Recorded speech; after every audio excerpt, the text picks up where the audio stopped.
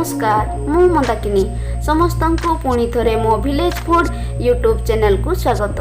चलतु आज गाँ स्टाइल रे बनई देखी लाउ पोड़ पिठा आउ लाउ पोड़ पिठा जे खाई से केबे भूली पारिबे नहीं। चलतु एई राखी पूर्णिमा रे आपण माने भी बनई देखंतु। वर्तमान मु आम बाड़ी रे थिबा लाउ को काटी नेउची।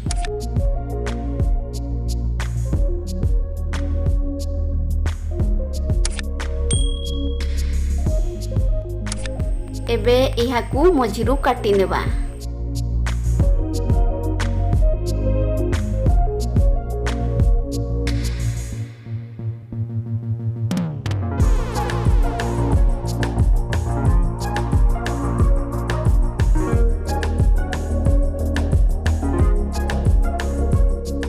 हालुका भावरे इहार ऊपर अंश को चांची नेबा एवं पानी रे धोई नेबा।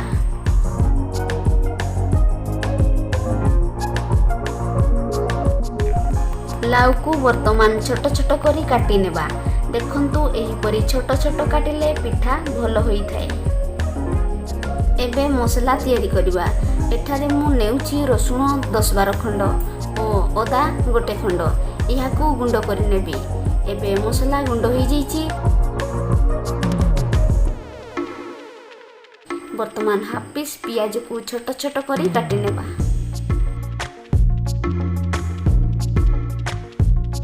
सबू को मु पूर्वर देखी सारी। एबे गुंड मसला ऐड करिबा। लंका गुंड हाफ चामच, हल्दी गुंड हाफ चामच, धनिया गुंड हाफ चामच आउ जीरा गुंड मध्य हाफ चामच। एबे सबू को नहीं तरकारी प्रस्तुत करिबा। कोढ़ा गरम हेबा परे मु तेल देउची 10-15 ग्राम पाखापाखी। एथिरे प्रथमे पियाज पकेइबा। पियाज भाजी होई गला परे अदा रसुण पेस्ट को मिसाइबा। इहाकू बादामी कलर हेबा जाई भाजी नेबा। सेथि मध्य रे गुंड मसला को पानी देई गोळाई नेबा।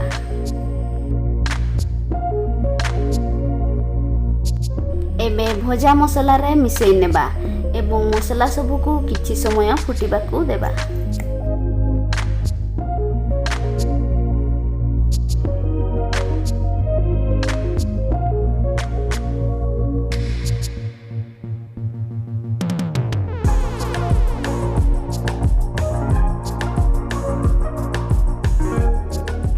एबे देखंतु मसला होई गलानी। एबे लाउ को पकई नेबा। मसला सहित भल भावरे मिसई देबा परे सिजिबा को छाडिबा।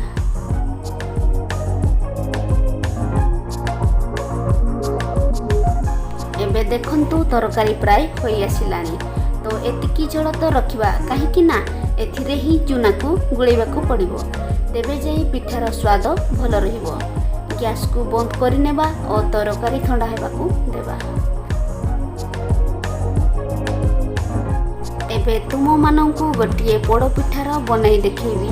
सेथि पई मु नेइसी गोटे गिना चाउल चूना आउ समान परिमाणर लाउ तरकारी। इहाकू वर्तमान बड़ जगह रे गुळै नेबा।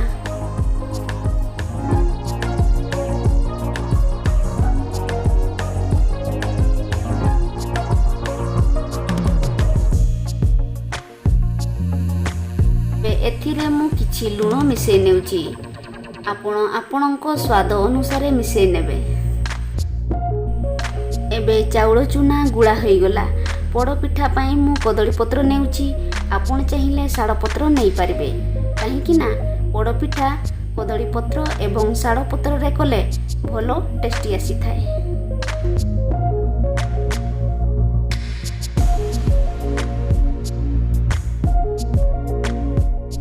एबे इहा उपरे आउ गोटिए पत्र देबा। मु तावा उपरे पिठा करी नेइची काहे कि ना कदली पत्र को बेसी उठा उठी कले चिरी जिवो। इहा को वर्तमान गैस को नेबा। गैस रे बसई देबा परे गोटिए थाली सहाय्य रे ढांकी नेबा। ढांकी देले पिठा भल भाबे सिझी जाई थाए। एबे देखंतु पिठा गोटे पटे सिझी आसिलानी। इहा को ओलटाई नेबा एवं पुणी थाली रे ढांकी देबा।